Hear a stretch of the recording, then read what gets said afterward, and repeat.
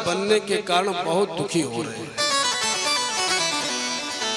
देखो कलयुग को ब्याल की उपमा दी, समय को ब्याल की उपमा दी। ब्याल हो, कलयुग हो अथवा सर्प हो, इनको एक ही उपाधि दी गई, क्योंकि जैसे सर्प ग्रस लेता है ऐसे समय भी हमको ग्रस रहा है। एक सेकंड का भरोसा नहीं कब बीत गया, बीतता चला जा रहा है। तो ऐसे समय भी हमको ग्रस रहा है। लोग कहते हैं हमारा समय अच्छा चल रहा है, हम समय का बहुत सदुपयोग कर रहे हैं। अरे तू उपयोग सदुपयोग या अनुपयोग बाद में करेगा, पहले तो समय तेरा उपभोग कर रहा है। एक एक क्षण तेरा बीतता चला जा रहा है। तो सभी प्राणी कलयुग के मुख का ग्रास बने हैं। कल्याण कैसे होगा? बोले श्रीमद् भागवत के द्वारा ही कल्याण होगा। श्रीमद् भागवतम शास्त्रम कलौकीरेण भाषितम हीरेण शुकेन भाषितम। परमहंसाचार्य धर्माचार्य श्री सुखदेव महाप्रभु के मुख से प्रकट हुआ है भागवत, इसलिए यही कल्याण करने वाला है। बड़े बड़े पुण्य जब उदित होते हैं तब भागवत की कथा सुलभ होती है। भागवत की महिमा गरिमा को बताने के लिए उदाहरण देने लगे श्री व्यास जी महाराज। पहला उदाहरण दिया और इधर सूत जी महाराज। सूत जी महाराज कहते हैं सौनकादिक ऋषियों, भागवत की इतनी महिमा है कि जब सुखदेव जी महाराज राजा परीक्षित को कथा सुनाने लगे तो देवता अमृत कुंभ लेकर के प्रकट हो गए। अब बोले महाराज कथा तो हमको पिलाओ, अमृत इनको पिलाओ। डांट दिया सुखदेव महाप्रभु ने, अरे छलिया देवताओं, तुम आए भी हो तो विनिमय करने। अरे विनिमय होता है समतुल्य वस्तुओं में, कहां श्रीमद् भागवत, कहां तुम्हारा अमृत। तुम्हारा अमृत तो ऐसा है कि तुमने पान भले ही कर लिया हो फिर भी भागते रहते हो भय के मारे। पर भागवत कैसा है? बोले जिसने एक बार पान कर लिया वो निर्भय हो जाता है, उसे किसी का भय नहीं सताता। दूसरा, तुम्हारा अमृत ऐसा है कि पान करने के बाद भी अमरत्व तो नहीं मिलता, अमर नहीं होते तुम। पर भागवत को जिसने पान कर लिया वो अमरत्व को प्राप्त कर लेता है। अमरत्व सिर्फ ऐसा नहीं कि मरने के बाद तुम्हारी छवि बन जाए, ऐसा नहीं। अमर अर्थात जब तुम भक्तों की श्रेणी में सम्मिलित हो जाते हो तो जब तक भगवान की कीर्ति गाई जाती है तब तक आपकी भी कीर्ति विद्यमान होती है। और याद रखो, जिसकी कीर्ति संसार में विद्यमान है वो जी रहा है, वो मरा नहीं है। आज भी हम परम श्री पंडित जी गया प्रसाद जी महाराज के बारे में वर्णन कर रहे हैं। अरे हम तो क्या बड़े बड़े व्यास, बड़े बड़े संत उनके बारे में बताते हैं। तो जिनकी कीर्ति चल रही है वो जीवित है, वो मरते नहीं। शरीर भले ही नष्ट हुआ हो पर आत्मा से वो परम तत्व है, हमारे बीच में विद्यमान है। कर्मों के द्वारा वो अधोगति को प्राप्त नहीं होते, वो दिव्य गति में ही स्थित रहते हैं। बोलो संत भगवान की जय हो।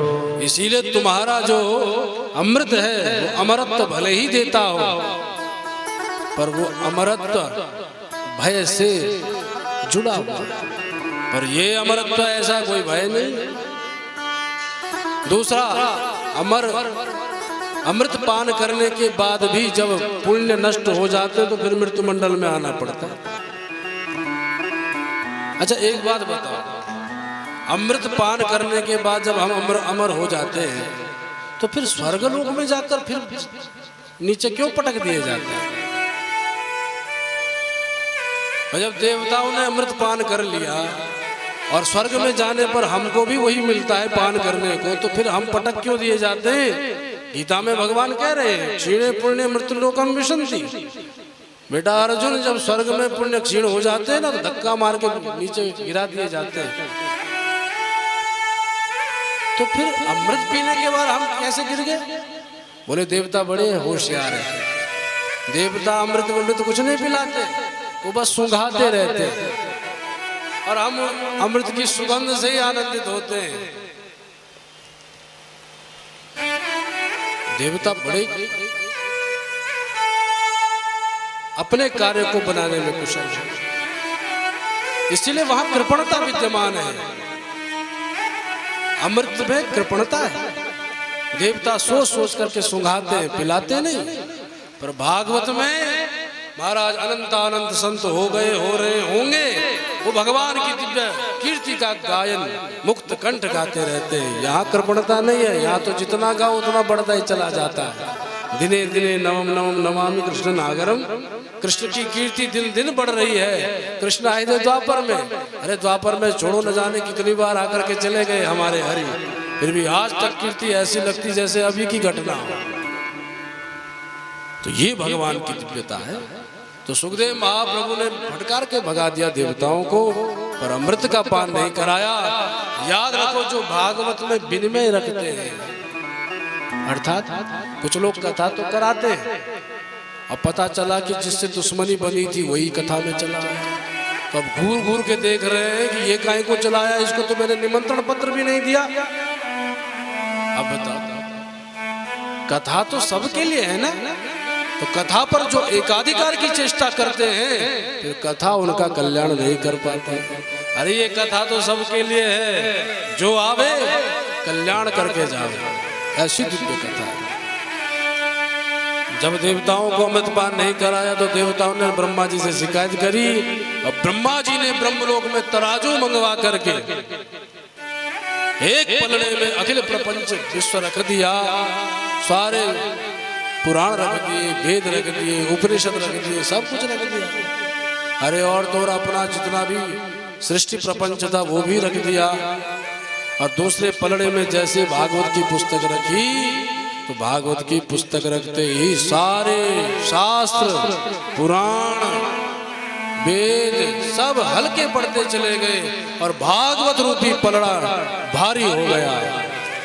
लघु नन्यानि जातानि गौरवेण इदं महत्, तदा ऋषिगणा सर्वे विस्मयं परमम्। ब्रह्मा जी की सभा में देवर्षि, महर्षि, तपस्वी, मंत्रवेत्ता, महान ऋषि विद्यमान थे। सबने एक स्वर में निश्चित कर लिया कि कलिकाल में भागवत के द्वारा ही सबका कल्याण होगा। बोल भागवत भगवान की जय।